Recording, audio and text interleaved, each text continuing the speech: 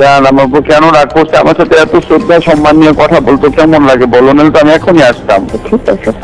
এখন আসলে আমার আর রোজা থাকবে না।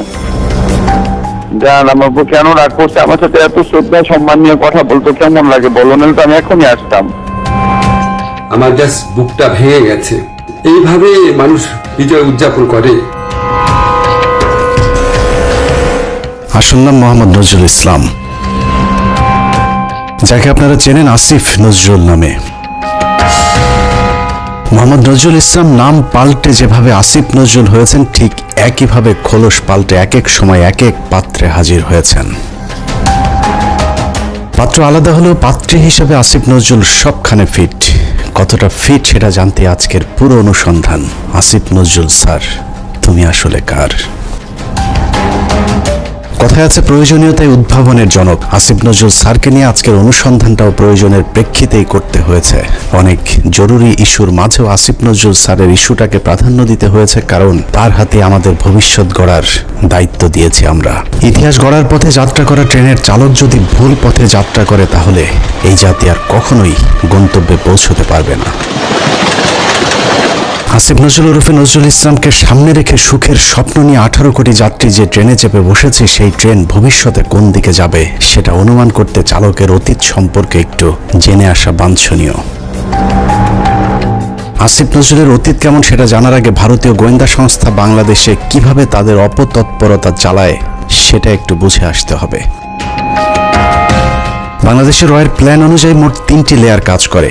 প্ল্যান এ সরাসরি ভারতের পক্ষে ঘোষণা দিয়ে কাজ করা, যেটা গেল 15 বছর আওয়ামী লীগ এবং হিন্দুরা করেছেন। রাষ্ট্রীয় গুরুত্বপূর্ণ প্রতিষ্ঠানগুলোতে বড় বড় পদ পদবি নিয়ে এরা সরাসরি ভারতের এজেন্ডা বাস্তবায়ন করেছে বাংলাদেশে। এমনকি শেখ হাসিনা নিজে ঘোষণা দিয়ে ভারতের পক্ষে কাজ করার কথা স্বীকার করেছেন। আমরা ভারতকে যে দিয়েছি সেটা ভারত সারা জীবন মনে রাখবে। দ্বিতীয় লেয়ারে থাকা রয়ের সদস্যরা কাজ করে গোপনে। তারা সরাসরি ভারতের পক্ষে কথা না বললেও ভারতীয় দূতাবাসের সাথে তাদের সার্বক্ষণিক যোগাযোগ রেখে ভারতের প্রয়োজনে সবকিছু করে থাকে। তৃতীয় লেয়ারে থাকা রয়ের সদস্যরা সবচেয়ে ভয়ঙ্কর।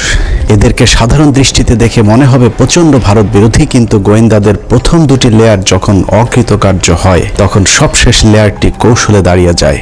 আর এই লেয়ারে যারা থাকে তাদের পরিচয় যখন প্রকাশ পায়, তখন আসলে কিছুই করার থাকে না। যে কারণে এদের ব্যাপারে অতি সাবধানী হওয়া অত্যন্ত জরুরি। এই শ্রেণীর ভারতীয় এজেন্টদেরকে সবচেয়ে বেশি কৌশলী হতে হয়, কারণ তাদেরকে ডুয়েল রোল প্লে করে দুই পক্ষকেই খুশি রাখতে হয়।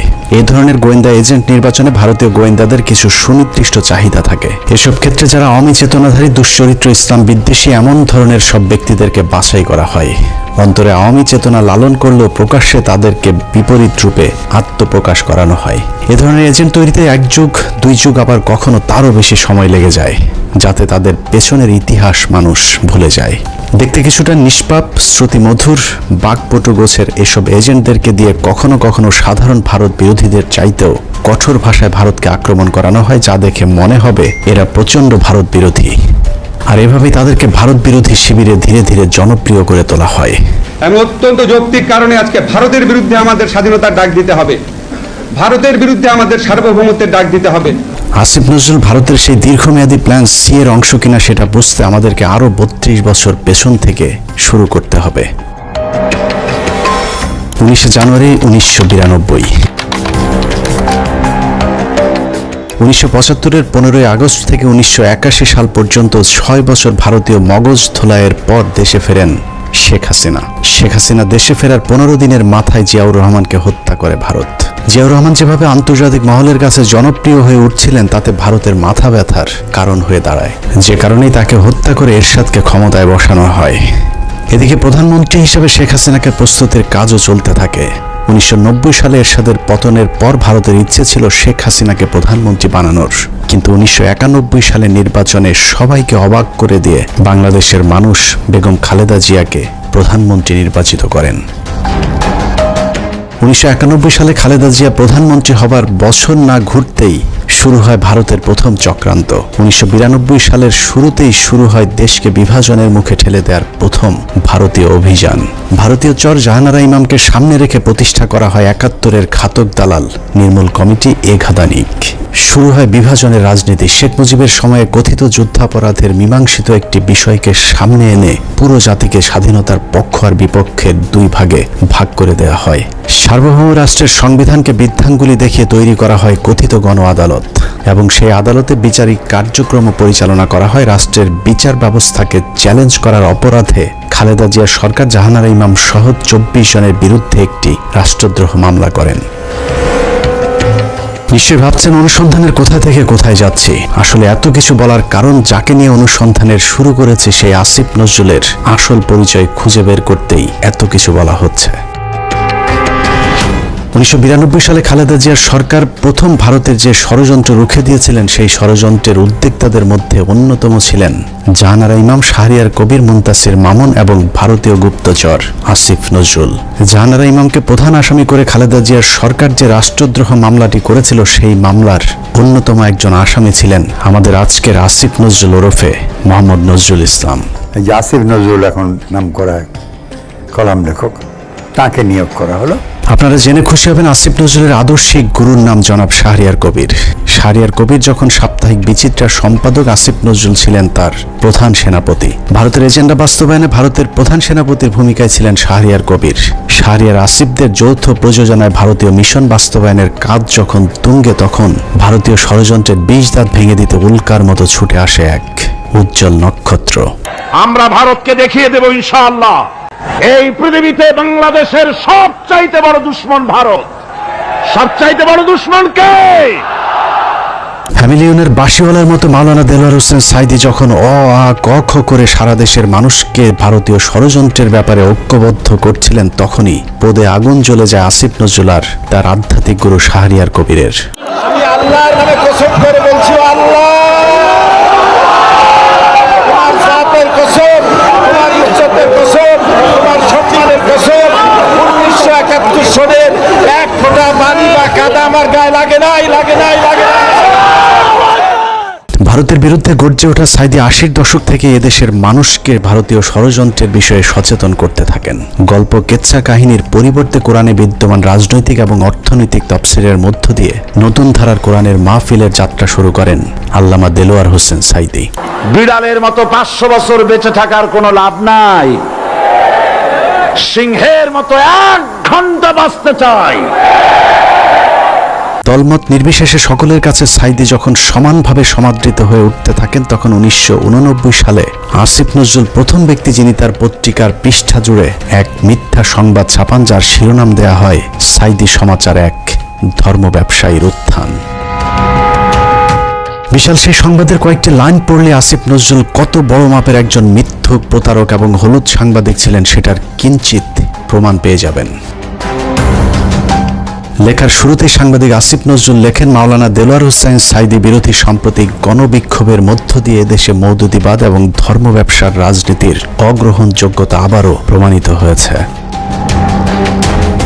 সিলেট, ঢাকা, চট্টগ্রাম সহ দেশের বিভিন্ন স্থানে জামাতের মঞ্চনায়ক সাঈদীর বিরুদ্ধে স্বতঃস্ফূর্তভাবে জনমত গড়ে উঠেছে।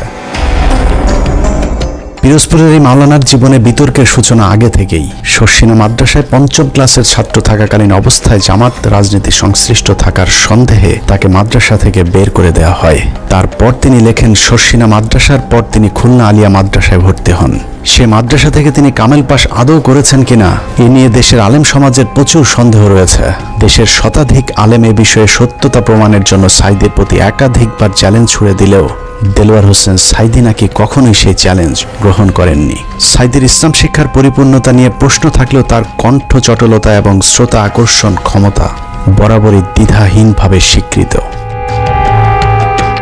বিভিন্ন টকশোতে ব্যক্তিগত আক্রমণ করার বিরুদ্ধে সবক দেয়া আসিফ নজরুল তার সেই লেখায় দেলোয়ার হোসেন সাঈদীকে চরমভাবে ব্যক্তিগতভাবে আক্রমণ করেছিলেন। তিনি লিখেছেন, বিভিন্ন সূত্রের দেয়া তথ্য অনুযায়ী স্বাধীনতা যুদ্ধের আগে কণ্ঠ সম্পদকে অবলম্বন করে সাঈদী পিরোজপুরের গড়ের হাটে সুর করে আতর, তসবিহ, ধর্মীয় পুস্তক বিক্রি করে জীবিকা নির্বাহ করতেন। এরপর গুরুত্বপূর্ণ দুটি লাইন আছে, সেই লাইনগুলো আপনাদেরকে জানানোর আগে আসিফ নজরুল দেলোয়ার হোসেন সাঈদীকে নিয়ে সম্প্রতি একটি বক্তব্য দিয়েছেন, সেটা দেখে আসা যাক। একমাত্র দেলোয়ার হোসেন সাঈদী ছাড়া আমার জানা মতে আর কি, বাকি সবারই আপনার যতটুকু আমি পড়াশোনা করেছি ইনভলভমেন্ট ছিল। হঠাৎ করে দেলোয়ার হোসেন সাঈদীকে নির্দোষ দাবি করা আসিফ নজরুল 1986 সালে কি বলেছিল সেটা তার সেই লেখাতেই রয়েছে। আসিফ নজরুল প্রথম ব্যক্তি যিনি দেলোয়ার হোসেন সাঈদীকে যুদ্ধাপরাধী হিসেবে অভিযুক্ত করেছিলেন। তিনি লিখেছেন, সাঈদী স্বাধীনতা যুদ্ধের সময় পাক হানাদার বাহিনীর প্রত্যক্ষ সহযোগিতায় লিপ্ত ছিলেন। তিনি ধর্মের দোহাই দিয়ে গনিমতের মাল হিসেবে গড়েরহাট বন্দরের হিন্দু সম্প্রদায়ের বাড়িঘর লুট করেছেন এবং মদন নামে একজন হিন্দু ব্যবসায়ীর দোকান ঘর ভেঙে দিয়ে নিজের বাড়িতে নিয়ে গেছেন বলেও দাবি করেছেন আসিফ নজরুল। মুক্তিযুদ্ধের পর সাঈদী দীর্ঘ সময় পালিয়ে থাকেন এবং 10 বছর পর নাকি নিজ গ্রামে আসেন। পুরো লেখার শুরু থেকে শেষ পর্যন্ত পুরোটাই সাঈদী সম্পর্কে যা কিছু বলা হয়েছে সব ডাহা মিথ্যা। আর এই হচ্ছে আসিফ নজরুলের সাংবাদিকতার নমুনা।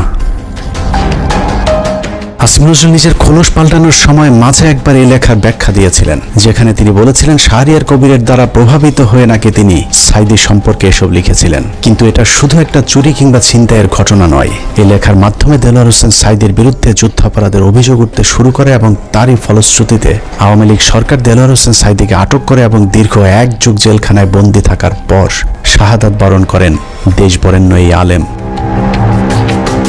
আসিফ নজরুলের এক লেখায় একজন নিষ্পাপ মানুষের জীবন কেড়ে নিয়েছে। অতএব দেলোয়ার হোসেন সাঈদীর হত্যাকাণ্ডের জন্য আসিফ নজরুল প্রত্যক্ষভাবে দায়ী।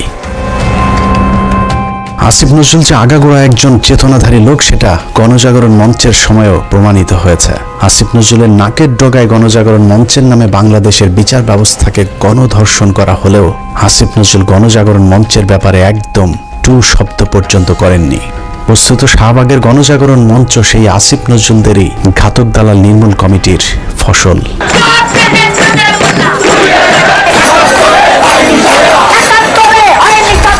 আসিফ নজরুলের কাঁধে দেয়া ভারতীয় ষড়যন্ত্রের প্রথম অ্যাসাইনমেন্ট শেষ হয়েছে। আসিফ নজরুল নিজেকে পাল্টে এখন ভারত বিরোধী আর আওয়ামী বিরোধী প্রমাণের চেষ্টা করে যাচ্ছেন। মাঝে হজ করে এসেছেন, রোজাও রাখেন, রোজার মাঝে পরকিয়া করতে গিয়ে কাপড়ও নষ্ট করেন। এখন তুমি বাসায় একা একা বসে আছো, তো যত্ন নিচ্ছে? সব নিয়ে কিছু না, আমি শুধু শুয়ে ঘুরাচ্ছি, শুয়ে আছে। চলে আসো না কেন, দেখে যাও আমাকে। হ্যাঁ, আমাকে দেখে যাও। আমিও তো চাই। জ্বর আক্রান্ত অবস্থায় পড়ে আছো এখন। আমি আসলে ইয়েতে তো কেউ থাকে না কেন তোমার পাশে এখন? আসলে দেখে যাও আমাকে। আসতে চাই। পুরাতন স্বপ্ন দেখতেছিলাম। জান, আমার বউ কেন রাগ করছে? আমার সাথে এত শ্রদ্ধা সম্মান নিয়ে কথা বলতো কেমন লাগে বলো, নাহলে তো আমি এখনই আসতাম। চলে আসো, এখন তো আসবে না বাসায়। তোমার গাড়ি নাই? না, তাহলে তুমি আসো না। চলে আসবে না, তখন বাসায় একটু জানবেই আসতে আসতে। আচ্ছা ঠিক আছে। এখন আসলে আমার রোজা থাকবে না। আরেকজনের বউয়ের জ্বরে সেবার হাত বাড়িয়ে দেওয়া সমাজসেবক আসিফ নজরুল যে এখনো ভারতীয় জ্বর, চলুন তার আরো প্রমাণ দেখা যাক। রমনা বটমূল সারা দেশে সিরিজ বোমা হামলা, নারায়ণগঞ্জ গ্রেনেড হামলা থেকে শুরু করে বাংলাদেশে ভারতীয় গোয়েন্দা সংস্থার যে কটি বড় চক্রান্ত হয়েছে তার মধ্যে একটি 21শে আগস্ট গ্রেনেড হামলা।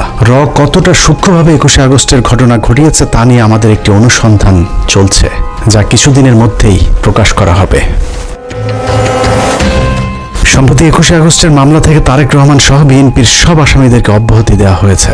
তার মানে বিএনপি এই ঘটনার সাথে জড়িত নয়। অথচ এই আসিফ নজরুলের স্বভাব সুলভ জোরালো ভঙ্গিতে বলেছিলেন 21শে আগস্ট গ্রেনেড হামলার জন্য দায়ী বিএনপি এবং ওই ঘটনাটি ধামাচাপা দেওয়ার জন্যও নাকি বিএনপি চেষ্টা করেছিল। বিএনপি কি এই হত্যার ঘটনা 21শে আগস্ট আক্রমণের ঘটনা ধামাচাপা দিতে চেয়েছে? অবশ্যই চেয়েছে। তারা জঘন্য রকম ভাবে ধামাচাপা দিতে চেয়েছে, হাস্যকর ভাবে ধামাচাপা দিতে চেয়েছে। এখন প্রশ্ন হলো আসিফ নজরুলের বক্তব্য কোনটা সঠিক? বিএনপি দোষী নাকি বিএনপি নির্দোষ? যদি এখন বিএনপির চাপে তারেক রহমানকে অব্যাহতি দিয়ে থাকে তাহলে তার পদত্যাগ করা উচিত। আর যদি আগের বক্তব্য মিথ্যা হয় তাহলে সেই মিথ্যা তিনি কার পরামর্শে বলেছিলেন সেই জবাব জনগণের সামনে দিতে হবে। আসলে আসিফ নজরুল আগে যা বলেছিলেন সেটাই তার আসল চরিত্র। এখন তিনি যা করছেন সেটা তার অভিনয়। উপরে উপরে নিজেকে আওয়ামী এবং ভারত বিরোধী প্রমাণের জন্য রক্ত গরম করার কথা বললেও আসিফ নজরুল আসলে একজন ভারতীয় জ্বর এবং তিনি যা কিছু করেন সবকিছু ভারতীয় থিঙ্ক ট্যাঙ্ক, ডেইলি স্টার এবং প্রথম আলোর অফিস থেকেই করানো হয়। অনেকেরই মনে হতে পারে আসিফ নজরুল আগে খারাপ থাকলেও এখন ভালো হয়ে গিয়েছেন, কিন্তু চলুন দেখা যাক আসিফ নজরুল আসলেই ভালো হয়েছেন কিনা। আমার জাস্ট বুকটা ভেঙে গেছে। এইভাবে মানুষ বিজয় উদযাপন করে আপনার পলিটিক্যাল অপোনেন্টের উপর আপনার রাগ থাকতে পারে, আপনার পুলিশের উপর রাগ থাকতে পারে, এই জন্য এইভাবে নির্বিচার হামলা করা হবে। 5 তারিখ বিজয়ের পর আসিফ নজরুলের প্রথম ভিডিও বার্তা ছিল আওয়ামী লীগের প্রতি সমবেদনা জানিয়ে। আওয়ামী লীগকে বাঁচাতে তার কাকুতি দেখে মনে হয়েছে নিজ দলের নির্যাতিত মানুষের পক্ষে দাঁড়িয়েছেন আসিফ নজরুল। অথচ তার কয়েক ঘন্টা আগেও প্রায় 2000 মানুষকে নির্মমভাবে হত্যা করেছে এই আওয়ামী লীগেরই সন্ত্রাসীরা। একটা ঘটনা যেন আর না ঘটে। আমার প্রতি যদি আপনাদের বিন্দুমাত্র ভালোবাসা থাকে, যাদের ভালোবাসা থাকে, তারা এই কাজ করবেন না। আসিফ নজরুল সেই উপদেষ্টা যার কার্যালয় থেকে শেখ মুজিবের ছবি নামাতে সবচেয়ে বেশি সময় লেগেছে। আসিফ নজরুলের বাসায় প্রায় 2 মাস পালিয়েছিলেন সামন্তলাল সেন, যিনি জ্বালাও পোড়াও নাটকের মূল হোতা। আসিফ নজরুল তার চাচা শ্বশুর জাফর ইকবালকে আটক না করে দেশ থেকে পালিয়ে যেতে সুযোগ করে দিয়েছেন। অথচ 5 তারিখের 1 সপ্তাহ আগে যিনি আন্দোলনকারী ছাত্রদেরকে পাকিস্তানি রাজাকার বলে সরকারকে ছাত্র হত্যায় উস্কে দিয়েছিলেন। আসিফ নজরুল খুনের মামলার আসামি আনোয়ার হোসেন মঞ্জুকে পুলিশ আটক করার 1 ঘন্টার মাথায় ছেড়ে দিতে বাধ্য করেছিলেন। এই ঘটনায় আসিফ নজরুল তার এক সাংবাদিক বন্ধুর মাধ্যমে 5 কোটি টাকা নগদ ঘুষ নিয়েছিলেন। ঘটনাটি তদন্ত করলেই বেরিয়ে আসবে আসিফ নজরুলের তদবিরে আনোয়ার হোসেন মঞ্জু ছাড়া পেয়েছিলেন কিনা। অথচ মঞ্জুর ইত্তেফাক পত্রিকা গেল 15 বছর হাসিনার দালালি করেছে এবং আন্দোলনের সরাসরি ছাত্রদের বিরুদ্ধে অবস্থান নিয়েছিল ইত্তেফাক পত্রিকা। আসিফ নজরুল সেই উপদেষ্টা যার ইশারায় সাবের হোসেন চৌধুরী সহ একের পর এক আওয়ামী লীগের হত্যা মামলার আসামিরা জামিনে ছাড়া পাচ্ছেন। সূত্র জানিয়েছে প্রতিটি জামিনে আসিফ নজরুল মোটা অঙ্কের টাকা নিচ্ছেন। সবশেষ ঝিনাইদহের বিচারক জামিন দিতে না চাইলে তাকে ছুটিতে পাঠানোর ভয় দেখিয়ে ঝিনাইদহের আওয়ামী লীগের সাবেক এমপিকে জামিন দিতে বাধ্য করেন আসিফ নজরুল। ঝিনাইদহে নাশকতা ও হত্যা মামলায় গ্রেপ্তার আওয়ামী লীগের সাবেক 2 সংসদ সদস্যকে অন্তর্বর্তীকালীন জামিন দিয়েছে আদালত। আসিফ নজরুলের চাপে বিভিন্ন থানায় মামলা নিতে গড়িমসি করছে পুলিশ, কারণ আসিফ নজরুল গণহারে আসামিদের বিরুদ্ধে মামলা না দেওয়ার জন্য আওয়ামী লীগের পক্ষে দাঁড়িয়েছিলেন। তার দাবি শত শত মানুষের বিরুদ্ধে মামলা দেয়া যাবে না। অথচ আন্দোলনের সময় আওয়ামী লীগের হাজার হাজার সন্ত্রাসীরা ছাত্র হত্যায় অংশ নিয়েছিল, অথচ আসিফ নজরুল গণহারে মামলার বিপক্ষে। ঢালাও মামলার একটা খুব মারাত্মক একটা প্রকোপ দেশে দেখা দিয়েছে, এটা আমাদেরকে অত্যন্ত বিব্রত করে। এরই মধ্যে যেসব হত্যা মামলা হয়েছে তার অধিকাংশ আসামিকে ধরার কোনো তৎপরতা নেই। প্রায় সবখানে আওয়ামী লীগের লোকজন যেভাবে বুক ফুলিয়ে ঘুরে বেড়াচ্ছে তাতে মনে হচ্ছে এ যেন দেখার কেউ নেই। 15ই আগস্ট জাতীয় দিবস বাতিল করা হয়েছিল, সেই রায় স্থগিত করা হয়েছে আসিফ নজরুলের নির্দেশে। সবচেয়ে ভয়ঙ্কর বিষয় হলো যে ছাত্রদের প্রতিনিধি হিসেবে আসিফ নজরুল উপদেষ্টার পদ বাগিয়ে নিয়েছেন। সেই ছাত্রদের কতজন জুলাই হত্যাকাণ্ডে নিহত হয়েছিলেন তাদের সংখ্যাও এখন পর্যন্ত সঠিকভাবে গণনা করা হয়নি। যারা আহত হয়েছিল তাদেরও খোঁজ নিচ্ছে না সরকার। উন্নত চিকিৎসার অভাবে আহত অনেকে মৃত্যুর দিকে এগিয়ে যাচ্ছে, অথচ আগস্টেই বলা হয়েছিল তাদেরকে উন্নত চিকিৎসার জন্য বিদেশে পাঠানো হবে। বাস্তবে এখন পর্যন্ত একজনকেও বিদেশে পাঠানো হয়নি উন্নত চিকিৎসার জন্য। আমার এই শরীরে আমি কি করতে পারবো? তার হাত নাই, সে শরীরে কি করতে পারবে? পা নাই, তার এখানে দেখেন চোখে অনেক গুলি আছে। আমার এলাকাতে আমার ছোট ভাই আমার একসাথে আন্দোলন করছে, আর মাথার ভিতরে এখনো 2টা গুলি আছে। ইস্তেহাক না, ও কি করবে? আমাদের পুনর্বাসনের একটা ব্যবস্থা করা উচিত। কি করতেছে এটা তো কি করতেছে ওগুলা? আমরা কি উন্নয়নের, আমরা কি আর কি দেশ সংস্কারের অংশ না? এদেরকে এইভাবে অমূল্য, এদেরকে টিস্যু হিসেবে এখন ফেলে দেওয়া হয়েছে। টিস্যু, এরা এখন টিস্যু। আমিও আন্দোলনে ছিলাম, হয়তো আল্লাহ আমার শরীর সুস্থ রাখছে, আমি আল্লাহর কাছে লাখো শুকরিয়া করি। কেন লাখো শুকরিয়া করি জানেন? কারণ কি আমি যদি গুলি খেতাম, আমি যদি আহত হইতাম, কেউ দেখতে আসতো না আমাকে, কেউ দেখতে আসতো না আমাকে। আজকে এদের প্রত্যেককে আজকে এখানে দাঁড়ায় তাদেরকে আন্দোলন করতে হচ্ছে। কেন তারা আন্দোলন কেন করবে? বিডিআর হত্যাকাণ্ডের মূল রহস্য উদ্ঘাটনে একটি কমিশন গঠন করার কথা থাকলেও সেটা এখনো পর্যন্ত করা হচ্ছে না। জানা যায় আসিফ নজরুলের প্রভাবে আটকে আছে বিডিআর হত্যাকাণ্ডের তদন্ত কমিটি গঠন। আমি major Mohammad Zahidi Ahsan Habib, retired, BDR হত্যাকাণ্ডের একজন প্রত্যক্ষদর্শী। বহুদিন আগে থেকে শুনে আসছি বিডিআর হত্যাকাণ্ডের পুনর্বিচার শুরু হবে, কিন্তু আজ পর্যন্ত কোনো অগ্রগতি দেখতে পাইনি। এই পিলখানা হত্যাকাণ্ড, যে পিলখানা হত্যাকাণ্ডের সাথে সরাসরি আওয়ামী সরকার বা ভারতীয়রা জড়িত ছিল, সেই পিলখানা হত্যাকাণ্ডের বিচারের কোনো অগ্রগতি এখনো নাই। গত 4 মাস 4টি ডেট পড়ার পরেও তারা মুক্তি পায় নাই। কোর্ট বিভিন্ন অজুহাতে জামিন শুনানি দীর্ঘায়িত করছেন। এদিকে পিলখানা হত্যাকাণ্ডে বলির পাঠা বিডিআর জওয়ানদের মামলায় 5 তারিখের পর 3টি জামিন শুনানি হয়েছে।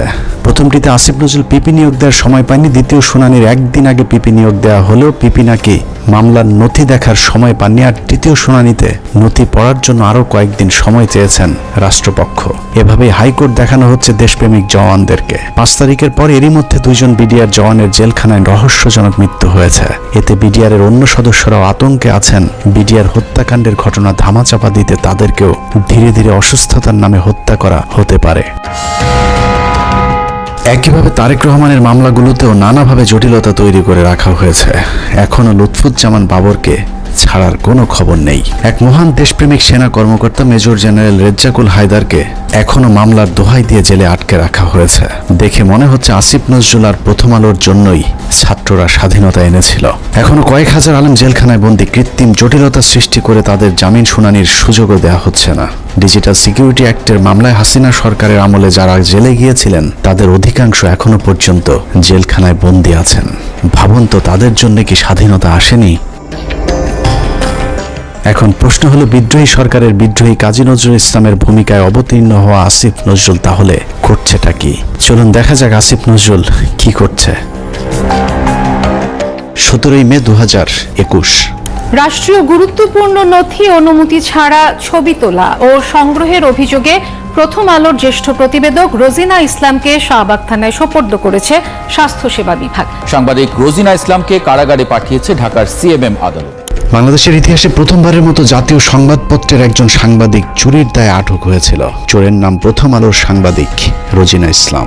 স্বাস্থ্য খাতের লুটপাট আর দুর্নীতির সাথে জড়িত রোজিনাকে মনে করা হয় স্বাস্থ্য খাতের মাফিয়া। রোজিনার ভাগ ছাড়া স্বাস্থ্য মন্ত্রণালয়ে কোনো প্রকল্প বাস্তবায়ন করা একদম অসম্ভব।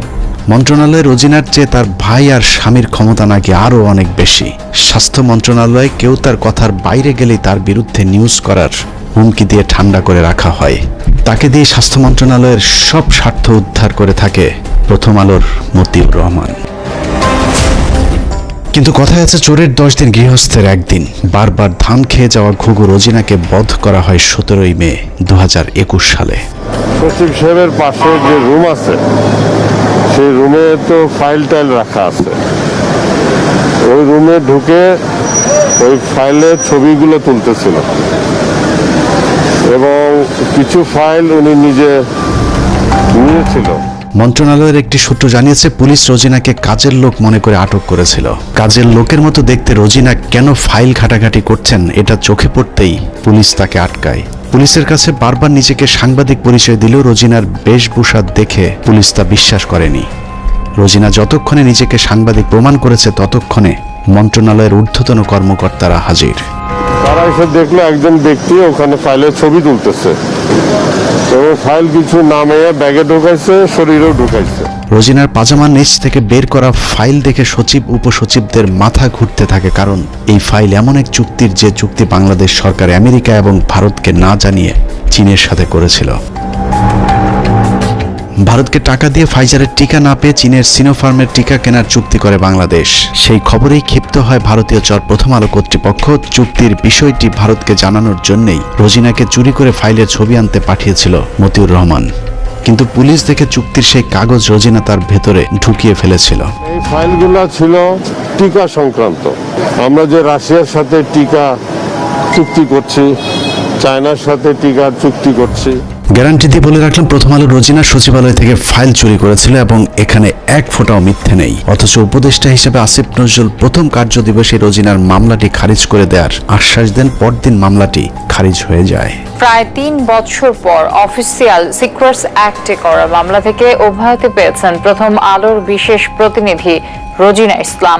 2019 সালের 1 নভেম্বর ঢাকার রেসিডেন্সিয়াল মডেল স্কুল অ্যান্ড কলেজে প্রথম আলোর কিশোর ম্যাগাজিন কিশোর আলোর বর্ষপূর্তি অনুষ্ঠানে বিদ্যুৎ পৃষ্ঠ হয়ে 9ম শ্রেণীর শিক্ষার্থী নাইমুল আবরার নিহত হন। ওই ঘটনায় আবরারের বাবা একটি হত্যা মামলা দায়ের করেন, যে মামলায় প্রথম আলোর সম্পাদক মতিউর রহমান সহ 10 জনের বিরুদ্ধে গ্রেপ্তারি পরোয়ানা জারি হয়েছিল। আবরারের বাবাকে ভয়ভীতি দেখিয়ে ক্ষমতার জোরে মামলাটি আগেই স্থগিত করে রেখেছিল প্রথম আলো। যাবতীয় মুভমেন্ট তাদের দ্বারা নিয়ন্ত্রিত ছিল। আমি যেটা মনে করি যে এর দায়ভার কিশোর আলোকে অবশ্যই নিতে হবে। সুপ্রিম কোর্টের একটি সূত্র জানিয়েছে, আসিফ নজরুলের নির্দেশে পুরো মামলাটি খারিজ করে দেওয়ার প্রক্রিয়াও প্রায় চূড়ান্ত করেছেন। আসিফ নজরুল আর মাস দুয়েক আইন উপদেষ্টা হিসেবে থাকলে প্রথম আলোর নামে আর কোনো মামলা আদালতে অবশিষ্ট থাকবে না। এখন প্রশ্ন হলো, আসিফ নজরুল কি শুধুই প্রথম আলোর সাংবাদিকদের বাঁচানোর জন্য উপদেষ্টা হয়েছেন? উনি কি জানেন এদেশে কত সাংবাদিক আওয়ামী লীগের বিরুদ্ধে কথা বলার কারণে দেশ ছেড়েছেন? এই প্রতিবেদন লেখা পর্যন্ত আইন মন্ত্রণালয়ের একজন পিওনও আমাদের কাউকে ফোন করার সময় পায়নি। উল্টো প্রথম আলোর বিরুদ্ধে আমরা কোনো কথা বললেই মতির পক্ষে হামলে পড়েছেন আসিফ নজরুল সহ তার কিছু উচ্ছিষ্টভোগী। আমি স্পষ্ট বলতে চাই যে প্রথম আলো পত্রিকা তাদের সামনে, ওখানে ডিবি মুনির ছিলেন এবং তার বস ছিলেন এই পুলিশের সাবেক আইজিপি, তিনি তখন ছিলেন ঢাকা মেট্রোপলিটনে, তিনি পুলিশ কমিশনার ছিলেন। তো ওনারা আমাকে একটু মনে করছিলেন হুজুর টাইপের মানুষ, হাবাগুবা টাইপের হতে ভাবছিলেন, হাত করার পরই আমাকে একটু দূরে দাঁড় করেছিলেন। ওখান থেকে আমি পরিষ্কার দেখতে পাচ্ছিলাম যে প্রথম আলো পত্রিকার আমাদের সামনে লেখা, এবং শিরোনামটা আমি দেখে ফেললাম, ওখানে লেখা আছে যে আমেরিকান এমবেসি ও ভারতের দূতাবাসে আক্রমণের পরিকল্পনায় চট্টগ্রাম থেকে এই জঙ্গিদেরকে গ্রেপ্তার, এবং একদম হেডলাইন এটা। তো এরপর ধারাবাহিক যে ঘটনা ঘটলো, এই আমাকে রাতের গভীরে জিজ্ঞাসাবাদ করা হতো, বিভিন্ন সময় আমাদেরকে নিয়ে জিজ্ঞাসাবাদ করা হতো। আমার সাথে আমার স্কুলের আরও দুজন টিচার ছিলেন, কখনো সম্মিলিত কখনো একা একা আমাদেরকে জিজ্ঞাসাবাদ করা হতো। আমার সাথে যেটা করছে সেটা আমি দেখছি যে ওনারা বিভিন্ন জিজ্ঞাসাবাদের সময় বিভিন্ন মিডিয়ার সাথে তারা ফোনে আলাপ করত। প্রথম আলোর বিরুদ্ধে নিরীহ মানুষকে জঙ্গি সাজানোর অভিযোগ নিয়ে 15 মিনিটসের পক্ষ থেকে একটি অনুসন্ধান করা হয়েছিল। গুরুতর সেই অভিযোগ তুলে ধরার পর আসিফ নজরুল প্রথম ব্যক্তি যিনি প্রথম আলোর পক্ষে ফেসবুকে পোস্ট করেছিলেন। একই অনুসন্ধানে ভারতীয় রয়ের সদস্য কালবেলার সন্তোষ শর্মার বিরুদ্ধেও গুরুতর সব অভিযোগ করেছিল বাংলাদেশের শীর্ষস্থানীয় কয়েকজন আলেম।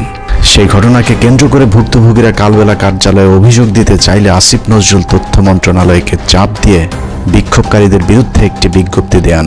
তথ্য মন্ত্রণালয় সেই বিজ্ঞপ্তি দেওয়ার পর আসিফ নজরুল সেই বিজ্ঞপ্তি শেয়ার করে আমাদেরকে হুমকি দেন, যদিও সংশ্লিষ্ট মন্ত্রণালয়ের উপদেষ্টা নাহিদ ইসলামও সেই বিজ্ঞপ্তি শেয়ার করার প্রয়োজন মনে করেননি। প্রশ্ন হলো, আসিফ নজরুলের আগ বাড়িয়ে কেন সেই বিজ্ঞপ্তি শেয়ার করতে হলো? আসিফ নজরুল এবং প্রথম আলোর প্রভাব কতটা শক্তিশালী সেটা বুঝতে দুটি ঘটনা তুলনা করা যাক। ডক্টর মোহাম্মদ ইউনূসের সরকার গঠনের পর ব্রিগেডিয়ার জেনারেল এম শাখাওয়াত সরকারের মুখপাত্রের ভূমিকায় ছিলেন। এটা অনেক বড় পার্টি এবং I have lot of respect for Awami League. বঙ্গবন্ধুর স্বপ্ন ছিল নষ্ট করবেন না, এটা আপনার নষ্ট করার কোনো অধিকার নাই। পার্টিকে রিঅর্গানাইজ করেন, একটা পলিটিক্যাল পার্টির মতো যেভাবে থাকে, ইলেকশন আসলে ইলেকশন কন্টেস্ট করবেন। আওয়ামী লীগের পক্ষে শাখাওয়াতের এক বক্তব্যে মন্ত্রণালয়ে ছাড়তে হয়েছে প্রভাবশালী এই উপদেষ্টাকে। এবার চলুন প্রথম আলো আর আসিফ নজরুল কত শক্তিশালী সেটা দেখা যাক। 5টা মিনিটের লেগে তুই খালি একটু আয়া পর, তোরে মাইরা আমি ঘুমামু ভাই, আমার ঘুম হয় না, তোরে মাইরা ঘুমামু, তুই একটু আয় ভাই, তুই নিশুজা দাদা, তোর মায়ে ঘুমায়, তোর মায়ে। নাটক চলচ্চিত্রের মাধ্যমে পরকীয়া সমকামিতা থেকে শুরু করে ইসলাম বিদ্বেষ, সমাজ ধ্বংসের অন্যতম মাস্টার মাইন্ড মোস্তফা সরোয়ার ফারুকী। মোস্তফা সরোয়ার ফারুকী সংস্কৃতি উপদেষ্টা হিসেবে শপথ নেয়ার পর দেশের শতভাগ মানুষ তীব্র প্রতিবাদ জানিয়েছিল। তারপরেও ফারুকীকে সরানো যায়নি, কারণ আসিফ নজরুল এবং প্রথম আলোর যুগ্ম সম্পাদক আনিসুলের অনেক পুরাতন নারী সাপ্লায়ার মোস্তফা সরোয়ার ফারুকী। আসিফ নজরুল দাবি করেছেন তিনি ফারুকীর উপদেষ্টা হবার বিষয়ে কিছুই জানেন না, কিন্তু আমাদের হাতে আসা তথ্য বলছে আসিফ নজরুল ফারুকীর অনেক পুরাতন বন্ধু। প্রায় এক যুগ আগে ফারুকী এবং তিশার বিয়েতে হাতে গোনা যে কজন মানুষ দাওয়াত পেয়েছিলেন, আসিফ নজরুল সেই ভাগ্যবানদের মধ্যে একজন। মোস্তফা সরোয়ার ফারুকীর মন্ত্রণালয়টিও আসিফ নজরুলের নিজে ছেড়ে দেয়া মন্ত্রণালয়। এবার প্রশ্ন আসতে পারে, ফারুকীর সাথে আসিফ নজরুলের সম্পর্ক আছে ঠিক আছে, কিন্তু প্রথম আলোর সাথে ফারুকীর সম্পর্কটা আসলে কি? এটাই আজকের অনুসন্ধানের সবচেয়ে গুরুত্বপূর্ণ বিষয়। আসিফ নজরুলের মতো হানি ট্র্যাপে পড়ে যারা প্রথম আলোর হয়ে কাজ করতে বাধ্য হন, তাদের জন্য প্রথম আলোর সবচেয়ে বড় ফাঁদ হচ্ছে মেরিল প্রথম আলো, এবং সেই সাথে সম্প্রতি যোগ হয়েছে চরকি নামে আরেকটি প্রথম আলোর ওটিটি প্ল্যাটফর্ম। চরকি নামক ওটিটির চক্করে ফেলে বিভিন্ন নায়িকার মডেলদের ক্যারিয়ার গড়ে দেওয়ার লোভ দেখিয়ে আসিফ নজরুলদের মতো খদ্দের সংগ্রহ করে প্রথম আলো। নায়িকা মডেলদের সাথে বিশেষ মুহূর্তের ভিডিও ধারণ করে আজীবনের জন্য জিম্মি করা হয় রাষ্ট্রের বিভিন্ন গুরুত্বপূর্ণ পদে থাকা ব্যক্তিদেরকে। এই ফাঁদ তৈরিতে সবচেয়ে গুরুত্বপূর্ণ ভূমিকা পালন করে রেদওয়ান রনি আর মোস্তফা সরোয়ার ফারুকী, যার আড়ালে থেকে সব কলকাঠি নাড়েন প্রথম আলোর সাংবাদিক আনিসুল হক। মোস্তফা সরোয়ার ফারুকীর মতো একজন লম্পট কিভাবে উপদেষ্টা হলেন সে বিষয়ে সিদ্দিকুর রহমানকে প্রশ্ন করা হয়েছিল। প্রশ্ন করতে অভিনেতা সিদ্দিকুর রহমান বলেন, সবই ভারতের খেলা। রিহাবে আছে ফারুক, এটা তো জানি আমি। যখন রিহাবে ছিল তো অহংকার খাইনিও জানি আমি। এটা ইউনিভার্সাল ট্রুথ। সারা রাত দেখবি যে মানুষটাকে 90% মিডিয়ার মানুষ তাদের বিরোধী, 10% তার পক্ষের লোক পাওয়া যাবে কিনা সন্দেহ। সেই মানুষটা আমি পুরো অবাক হয়ে গেলাম। এটা তার বানাইছে প্রথম আলো, এটা তো প্রথম আলো, বেসিক্যালি প্রথম আলো, বুঝছি? ডেইলি স্টার প্রথম আলো। উইকিপিডিয়ার তথ্যানুসারে ট্রান্সকম গ্রুপের মালিকানাধীন মিডিয়া স্টার লিমিটেডের অধীনে প্রথম আলোর মাধ্যমে পরিচালিত চরকি নামক প্রতিষ্ঠানটির প্রধান পরিচালনা কর্মকর্তা রেদওয়ান রনি, আর চরকিতে সবচেয়ে বেশি কন্টেন্টের যোগানদাতা মোস্তফা সরওয়ার ফারুকী। নারী খেকো আনিসুল, ফারুকী আর রনি 3 মাফিয়ার হাতে জিম্মি হয়ে আছে বাংলাদেশের মিডিয়া জগৎ। প্রথম আলো চক্রের ফাঁদে পা দিয়ে অনেক অভিনেত্রী অন্ধকার জগতে জড়িয়েছে, আবার যারা তাদের ফাঁদে পা দিতে রাজি হয়নি তাদেরও ক্যারিয়ার ধ্বংস হয়ে গিয়েছে। তো আজকাল তো দেখা যাচ্ছে শেখ হাসিনার তারাইয়া যেই জিনিসটা হয়েছে, সেখানে সেই উপদেষ্টারা মানে উচ্ছিষ্ট করছে দেশটাকে। যেমন ফারুকীর জন্য যখন এই ডক্টর ইউনূস বাইরে গেল, রাস্তাঘাট ভাইঙ্গা মানে শেখ হাসিনার মতে তার বদায় করতে চাচ্ছে, সে নির্লজ্জভাবে নতুন সাথে শপথ নিয়ে চাকরি করা শুরু করলো, একদিনও চাকরি মিস করেন নাই। এই ফারুকী তো একটা সময় দেখতাম গাঞ্জা ছাড়া কিছু খায় না, হ্যাঁ। তারপরে তার একটু উন্নত হইলো অপিকরিম রেছাইরা, তার আগে বন্যার সাথে ছিল, তার আগে যে গান গায় যে কালী মহিলাটা ভুলে গেছে নামটা, ভুলে গেছে। তারপরে সে এতটাই অমঙ্গলজনক ছিল যে তার ভাই ব্রাদাররা যে প্রথম 4 জন তো জীবন এরা জীবন, আমরা যখন শুটিং করতেছি আশুতোষের জন্য বাইনোকুলার, তিন্নিকে ওরা যৌন হয়রানি এবং তাকে শারীরিকভাবে মানসিকভাবে এতটাই ভারাক্রান্ত করছিল। আমরা মামুন আমাকে বলছে যে আপনার আশুতোষ শুটিংটা বন্ধ করে দিই, এবং একাধারে তো আমি তো গাঞ্জা খেতে দেখছি, পরবর্তীতে শুনলাম তিনি ফারুকী রিহাব করে আসছে। এটা আমার কথা না, এটা একদম আপনারা যারা ভীষণভাবে ওনার সাথে সম্পৃক্ত সিদ্দিক এখনো বলতেছে যাচ্ছে গেল। এই ফারুকীর কর্মকাণ্ড শুনবেন। আমি রাজীব নামে ওদের তখন 69-এর সময় একটা এডি খারাপ একটা কথা বলছে, আমি বললাম যে এই কথাটা তোমার মুখে মানায় না, তুমি কেন বললে যে এখান থেকে শিখছে। আমি উদাহরণস্বরূপ ওইখানকার এডি দিয়ে বললাম তোজো এইটা ওইটা ওইটা। ফারুকী এতটাই মানে তখন গান্ধা চোটে ভুলে গেছে গে, সবই দরজা আটকাইয়া সব এডিগুলো রেখে আমাকে মাঝখানে এমন অপমান করলো, তোজো এরকম সেরকম সেরকম। আমি না হতভম্ব হয়ে গেলাম। ওর এইটুকু মাথা ছিল না তখন, নন ম্যাট্রিক বা ম্যাট্রিক হইলে যা হয়, পড়াশোনা তো মানে গদবাটা কিছু নেই। পটেনশিয়াল কি দিছে, 3 সাম 4 সাম, তারপরে মানে যা তা আর কি। আবার আমারটা সময় পরকিয়া, এখন আমার প্রেমের কথা বলতে পারে, বলতেই পারে। তো আগে বলবো আপনারা উচ্ছিষ্ট করেন না দেশটাকে। ফারুকী আমি মেনে নিলাম, অনেক শিল্পী তোমাকে বাধাই দিয়েছে। এভাবে প্রথম আলো কেন্দ্রিক এক সিন্ডিকেট গড়ে উঠেছে মিডিয়া পল্লীতে, যাদেরকে সুবিধা দিতে আসিফ নজরুলের মাধ্যমে ফারুকীকে উপদেষ্টা বানিয়েছে প্রথম আলো। যে কারণে হানি ট্র্যাপের শিকার আসিফ নজরুল সারা জীবন গণতন্ত্রের পক্ষে কথা বলেও গোটা দেশের মানুষের মতামতকে উপেক্ষা করে ফারুকীকে উপদেষ্টা করে রাখতে বাধ্য হন। বর্তমান সরকারের প্রথম আলো চক্রের আরেক গুরুত্বপূর্ণ সদস্য প্রধান উপদেষ্টার প্রেস সেক্রেটারি শফিকুল আলম। 5 আগস্টের আগে কখনো শফিকুলের নাম কেউ শুনেছেন কিনা তার সন্দেহ আছে। তারপরেও 15 বছর হাসিনার বিরুদ্ধে চুপ থাকা শফিকুল হঠাৎ করেই রং পাল্টে হয়ে গেলেন বিদ্রোহী সাংবাদিক। ডক্টর মোহাম্মদ ইউনূসের ভারত বিরোধী পলিসির কারণে শফিকুল আলম এখন ভারতের বিরুদ্ধে কথা না বললেও তিনি সরকারের ভেতরে বসেই ভারতের এজেন্ডা বাস্তবায়ন করছেন।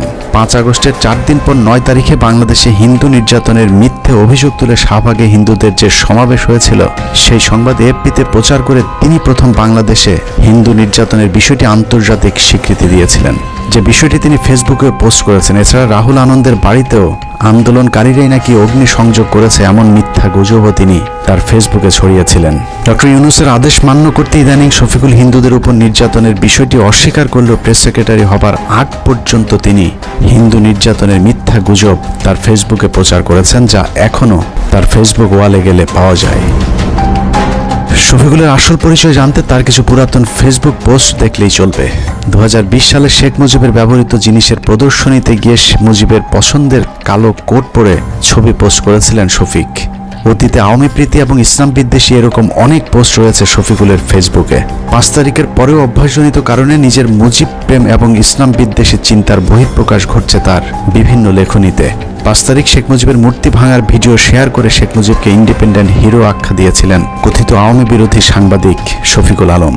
আগস্টের 9 তারিখে শেখ মুজিবের নামের পরিবর্তে হযরত ইব্রাহিম আলাইহিস সালামের নামে এক্সপ্রেসওয়ের নাম পরিবর্তনে বেজায় কষ্ট পেয়েছিলেন শফিকুল আলম। শফিক লিখেছিলেন, শেখ মুজিবের নামের পরিবর্তে ইব্রাহিম আলাইহিস সালামের নাম দেওয়াটা একটা ফাজলামো। যারা মুজিবের নামের জায়গায় ইব্রাহিম আলাইহিস সালামের নাম চেয়েছেন তাদের বিচারের দাবি করে শফিকুল আলম লিখেছিলেন, যদি নাম পরিবর্তন করতেই হয় তাহলে ইব্রাহিমের নামের পরিবর্তে যোগেন্দ্রনাথ মণ্ডলের নাম দেয়া হোক। 15 বছর শেখ হাসিনা লুটপাটের উদ্দেশ্যে করা কোনো প্রকল্প নিয়ে শফিকের এত খারাপ লাগেনি যতটা মডেল মসজিদ করাতে লেগেছে। বিটিভির টকশোতে গিয়ে শফিক ক্ষোভ জানিয়ে বলেছেন, মডেল মসজিদ কেন বানাতে হবে? এই যে সরকারি ব্যয় আমার এত 560টা মসজিদ কেন করতে হবে? আমাদের মসজিদের কি অভাব পড়ছিল? বিএনপির ব্যাপারেও চরম বিদ্রোহী শফিকুল আলম। 5 তারিখের পর বিএনপি 3 মাসের মধ্যে নির্বাচন চাইলে শফিকুল বলেছিলেন, বিএনপি হাসিনাকে ক্ষমতা থেকে নামায়নি, অতএব বিএনপির কথা মতো তত্ত্বাবধায়ক সরকার তাদের মেয়াদ নির্ধারণ করবে না। সবকিছুর পর এখানেও প্রশ্ন আসতে পারে, প্রথম আলোর সাথে শফিকুল আলমের সম্পর্কটা কি? শফিকুল আলম সবশেষ এএফপির বাংলাদেশ ব্যুরো চিফ হিসেবে কাজ করেছেন। প্রধান উপদেষ্টার প্রেস সচিব হওয়ার আগে তার জায়গায় তিনি প্রথম আলোর জঙ্গি বিষয়ক বিশেষ সাংবাদিক সাবিহা আলমকে বসিয়ে এসেছেন। যেই সাবিয়ার বিরুদ্ধে 15 মিনিটসের অনুসন্ধানে দেখানো হয়েছিল কিভাবে তিনি মেজর জিয়াউল হকের বাবাকে হুমকি দিয়ে মিথ্যে জবানবন্দি নিয়েছিলেন। আপনি বলছেন যে জিয়া হচ্ছে একরোখা এবং ধর্মান্ধ ছিল, এই বক্তব্যগুলিও আপনি কোন পরিস্থিতিতে দিচ্ছেন? তখন যে পরিস্থিতি ছিল ওই পরিস্থিতির শিকার হয়ে আমি এটা করতে পারি। এটা না হলে আপনার মানে অত্যাচার হয়ে যেত। আমিও তো হয়তো আয়না করে থাকতে। উনি বললো যে আমি সাংবাদিক ও নিউজ আই রিপোর্ট সামথিং, মানে উনি নাকি উনি বিশেষ সাংবাদিক বলে যে জানেন আপনার কিন্তু ক্ষতি হতে পারে, দেখো আমি একটু চেক করতে বুঝলেন। মানে যদি আমি মানে ওনার পক্ষে আনসার না করি তাইলে আমার তো আয়না করে মানে ফ্রিডম করে ফেলি। প্রথম আলোর মতিউরের আরেক বন্ধু টিআইবির নির্বাহী পরিচালক ইফতেখারুজ্জামান, তাকে বসানো হয়েছে দুদক সংস্কার কমিশনের চেয়ারম্যানের পদে। 75 বছর বয়সী ইফতেখারুজ্জামান এক স্বৈর শাসক হিসেবে নিজের পদ আঁকড়ে বসে আছেন টিআইবিতে, যেখানে তার নিজের বিরুদ্ধে অভিযোগ রয়েছে টিআইবির রিপোর্ট জালিয়াতির। যেহেতু সরকারের সাথে ডক্টর ইফতেখারুজ্জামান বা টিআইবি যে নির্বাহী পরিচালক, ওনার সাথে কিন্তু সরকারের উচ্চ পর্যায়ে একটা যোগাযোগ আছে। বিশেষ করে তখনকার প্রধানমন্ত্রী খুব প্রভাবশালী উপদেষ্টা জনাব এসপি ইমাম ও ঘর হিজবি বলা যায় উনি স্নেহভাজন ছিলেন। এখন অনেকটা বলা যায় এই সম্পর্কের কারণে আওয়ামী লীগ সরকার বা শেখ হাসিনার সরকার যাতে করে কোনো প্রকার ব্যয়কায়দায় না পড়ে এবং টিআইবিও যেন ঝুঁকিতে না পড়ে বা শেখ হাসিনার বিরাট ভাজন না হয়, তখন উনি যে কাজটা করেছেন এই রিপোর্টটাকে তামাদি করে দিয়েছেন। উনি প্রকাশ না করার জন্য সিদ্ধান্ত নিয়েছিলেন এবং এই রিপোর্টটা যদি প্রকাশ পেত তাহলে বাংলাদেশের মানুষ, বাংলাদেশের জনগণ এবং বাংলাদেশের বিভিন্ন পর্যায়ে যারা আছে বা দাতা সংস্থাগুলো জানতে পারত যে বাংলাদেশে উচ্চ পর্যায়ে কিভাবে দুর্নীতিগুলো সংঘটিত হয়, আয়োজিত হয় এবং দুর্নীতির যে সাথে যুক্ত যারা মানে বলা যে প্লেয়ার বা খেলোয়াড় তারা কিভাবে সেখানে খেলে, কার কি রোল থাকে এবং সেটার প্রভাব কি আমাদের দেশবাসী খুব ভালোভাবে জানতে পারত। টিআইবির সাবেক কর্মকর্তা রেজাউল করিমের করা কয়েকটি রিপোর্ট সহ বিগত আওয়ামী সরকারের বিরুদ্ধে করা গুরুত্বপূর্ণ কয়েকটি রিপোর্ট গায়েব করে দিয়েছিলেন ইফতেখারুজ্জামান। ইফতেখারের মাধ্যমে প্রথম আলো আসিফ নজরুল গং তাদের পছন্দের দুর্নীতিবাজ এক কর্মকর্তাকে দুদকের চেয়ারম্যান বানানোর অপতৎপরতা শুরু করেছেন। ইফতেখারুজ্জামানের নেতৃত্বে সংস্কার কমিশনের নামে কালক্ষেপণ করে দুর্নীতিবাজদের সম্পত্তি বিক্রি এবং হস্তান্তরের সুযোগ করে দেওয়া হয়েছে, অথচ অত্যন্ত সৎ এবং নীতিবান হিসেবে পরিচিত সাবেক বিচারক মোতাহার হোসেনের নাম প্রস্তাব করা হলেও আসিফ নজরুল সেটা আটকে রেখেছেন, কারণ মোতাহার হোসেনকে তিনি তারেক রহমানের ঘনিষ্ঠজন মনে করেন। আসিফ নজরুলের সাফ কথা, তারেক রহমানের ঘনিষ্ঠ কেউ দুদকের চেয়ারম্যান হতে পারবে না। একাত্তর টিভির টকশো রিজার্ভ আলোচক জঙ্গি বিশেষজ্ঞ ভারতীয় আরেক রয়ের এজেন্ট ডেইলি স্টারের সাংবাদিক গোলাম মর্তুজা। 2018 সালে নির্বাচনের আগেও তারেক রহমান আর খালেদা জিয়াকে জঙ্গিদের নেতা বলা মর্তুজা হঠাৎ করে আওয়ামী বিরোধী ভিডিও আপলোড করা শুরু করেন ইউটিউবে। সেখান থেকে প্রথমে ডেইলি স্টার, সবশেষ আসিফ নজরুল মাহফুজ আনামের তদবিরে যুক্তরাষ্ট্রের প্রেস সেক্রেটারির পদ বাগিয়ে নিয়েছেন আওয়ামী এই সাংবাদিক। আর এই সবকিছুই হচ্ছে ভারতীয় চক্র প্রথম আলো ডেইলি স্টারের পরামর্শে। হঠাৎ করে রং পাল্টানো গোলাম মর্তুজা আওয়ামী লীগের দালালিটা পুরোপুরি এখনো ছাড়তে পারেননি। দুদিন আগেও গোলাম মর্তুজা ডিবিসির টকশোতে বলেছেন সরকার শেখ মুজিবকে জাতির পিতা না মানলেও শেখ মুজিব নাকি আরও শক্তিশালী হয়ে ফিরে আসবেন বাংলাদেশে। আর এটাই হচ্ছে সাংবাদিক গোলাম মর্তুজার আসল চেহারা। বঙ্গবন্ধু জাতির জনক হিসেবে যেভাবে ছিল সেভাবে থাকতে দিলেই সবচেয়ে ভালো হতো। বঙ্গবন্ধুকে ব্যবহার করা হয়েছে, সেই বঙ্গবন্ধুর আরেকবার মূল্যায়ন হবে এদেশে। এভাবে প্রথম আলো সব আওয়ামী চেতনাধারী বুদ্ধিজীবীদেরকে সরকারের গুরুত্বপূর্ণ সব জায়গায় বসিয়ে প্রথম আলো আর ভারতের অবস্থানকে শক্তিশালী করছেন আসিফ নজরুল। আসিফ নজরুল যে মন থেকেই সবকিছু করছেন তা নয়, অনেক কিছু সে না চাইলেও করতে হচ্ছে, কারণ আসিফ নজরুল অনেক আগে থেকেই তার আলু আরেকজনের খেতে বর্গা দিয়ে রেখেছেন। এই আলুর দোষে পুরো আইন মন্ত্রণালয় এখন আওয়ামী লীগ দখলে নিয়েছে। আসিফ নজরুল যেন নীরব এক দর্শক। বিষয়টা একদমই হাস্যকর নয়। আপনি কি জানেন আসিফ নজরুলের ব্যক্তিগত সহকারীকে?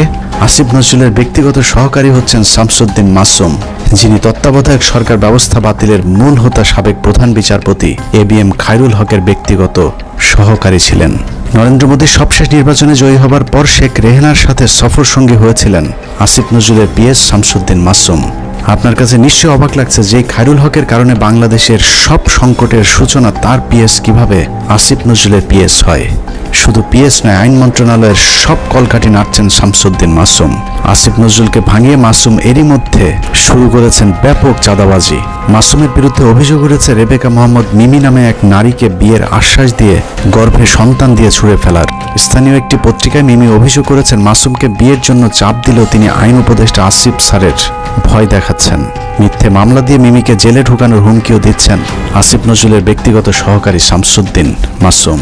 মাসুম যাই করুক, আসিফ নজরুলের আসলে কিছু করার নেই, কারণ তিনি মাসুমের কাছে জিম্মি। আসিফ নজরুল কেন মাসুমের কাছে জিম্মি সেটা বের করতে পারলেই আজকের পুরো অনুসন্ধানের মূল রহস্য বেরিয়ে আসবে।